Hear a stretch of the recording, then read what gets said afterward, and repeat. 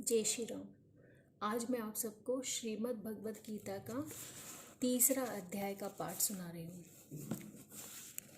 अर्जुन ने पूछा, हे जनार्दन, यदि आपके तप से कर्म से बुद्धि श्रेष्ठ है तो केशव मुझे इस घोर कर्म में क्यों लगाते हो?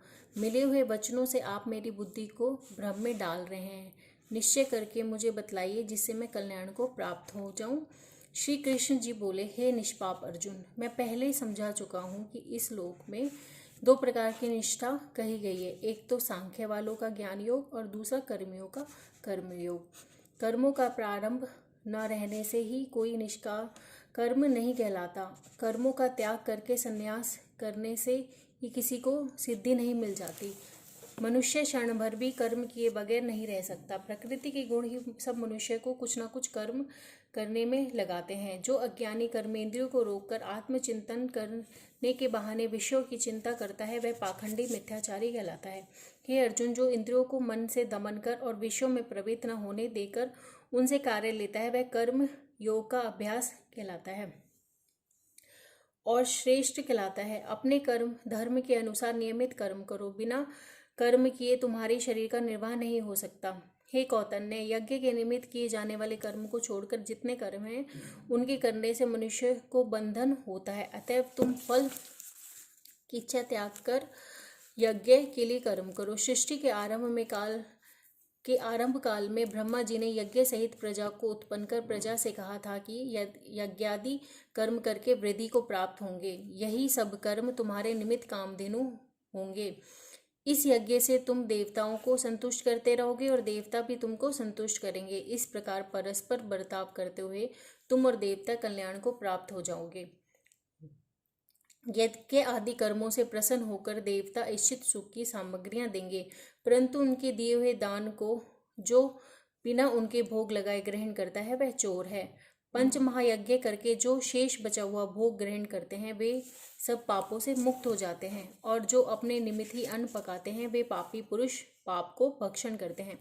अन्न से प्राणियों की उत्पत्ति होती है। अन्न मेघ से उत्पन्न होता है। मेघ यज्ञ द्वारा जल बरसाता है और यज्ञ की उत्पत्ति कर्म से होती है। कर्म की उत्पत्ति ब्रह्म से हुई है और ब्रह्म अक्षर परमात्मा से। इस कारण सब पदार्थों में रहने वाला जो ब्रह्म है वह सब यज्ञों में प्रस्तुत है। हे पार्थ, इस प्रकार चला हुए कर्म के चक्र के अनुसार जो नहीं चलता वह पाप में है। जो पुरुष आत्मा में ही रत रहता है वह आत्मानंद अनुभव से तृप्त रहता है। उसे कुछ भी कार्य शेष नहीं। वह कोई कर्म करे या ना करे उसको कोई प्रयोजन अथवा लाभ नहीं है, और किसी प्राणी से अपना लाभ न कर लेने की भी उसे कोई आवश्यकता नहीं। इसलिए तुम भी फल की प्राप्ति की इच्छा त्याग कर कर्तव्य पालन करते रहो। राजा जनक आदि ने भी कर्म सिद्धि पाई है। इसी प्रकार और तथा लोक संग्रहण को देखते हुए भी तुमको कर्म करना उचित है। श्रेष्ठ पुरुष जिस कर्म का आचरण करता है दूसरे मनुष्य उसी मार्ग पर चलते हैं, और वह जिसको प्रमाणित मानता है उसी के अनुसार सब उत्तम मानते हैं। हे पार्थ, मुझको तीनों लोकों में कुछ भी कर्म शेष न रहा और न कोई अप्राप्त वस्तु प्राप्त करनी है, फिर भी मैं कर्म करता ही रहता हूँ। यदि हम भी आलस्य में होकर कर्मों को नहीं करेंगे तो मनुष्य हर प्रकार से हमारे ही पथ का अनुकरण करेंगे। जो मैं ना करूं तो सब लोग भी ना करने से नष्ट हो जाएंगे। इससे मैं भी वर्ण संकरों के उत्पन्न करने का हेतु बनकर प्रजा को नष्ट करने वाला समझा जाऊंगा। जिस प्रकार अज्ञानी फल की इच्छा करके कर्म करता है वैसे ही फल की इच्छा न करते हुए ज्ञानी को लोक शिक्षा की इच्छा करते हुए कर्म करना उचित है। कर्म में आसक्त अज्ञानियों की बुद्धि में ज्ञानी भेदभाव उत्पन्न न कर, परंतु आप स्वयं कर्म करता हुआ उससे भी प्रसन्नता पूर्वक कर्म कराएं। हे अर्जुन, सब कर्म प्रकृति के गुण से ही उत्पन्न होते हैं, परंतु जिनकी बुद्धि अहंकार से भ्रष्ट है ऐसे मूर्ख लोग समझते हैं कि हम करता है, परंतु जो गुण और कर्म के विभाग को सच्चा तत्व जानता है वह ज्ञानी पुरुष यह समझकर इसमें आसक्त नहीं होता कि गुणों का यह खेल आपस में हो रहा है। हे अर्जुन, अध्यात्म बुद्धि से सब कर्मों को तुम मुझ में अर्पण करके फल की इच्छा त्याग कर उसकी आशा को छोड़कर संग्राम करो। जो पुरुष श्रद्धापूर्वक मेरे वचनों पर दोष दृष्टि न करके मेरे इस मत के अनुसार आचरण करते हैं वे लोग कर्म बंधन से निश्चय मुक्त हो जाते हैं, और जो अज्ञानी इस मत पर दोष दृष्टि करते हुए इसको ग्रहण नहीं करते, वे संपूर्ण ज्ञान से रहित हैं और उनको नष्ट हुआ जानो। अपना कठिन धर्म भी दूसरे के सहज धर्म से हितकर होता है। स्वधर्म में मरना भी कल्याणकारक है, परंतु अन्य धर्म भयानक है।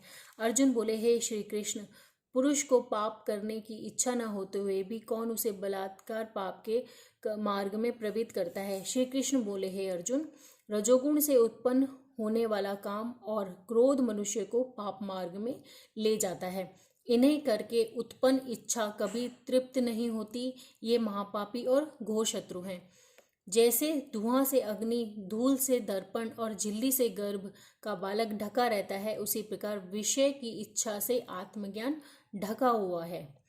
हे कुंती पुत्र, इस शत्रु काम को करके ज्ञानियों का ज्ञान आच्छादित हुआ है। इंद्रियां, मन, बुद्धि इस काम के आश्रय स्थान है।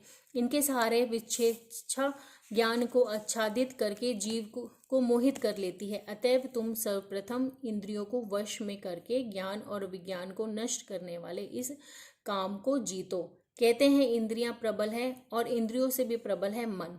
इस प्रकार जो बुद्धि से परे है, उस आत्मा को जानकर निश्चयात्मक बुद्धि द्वारा मन को निश्चल करके, हे महाबाहो, तुम उस दुर्धर शत्रु काम को जीत लो।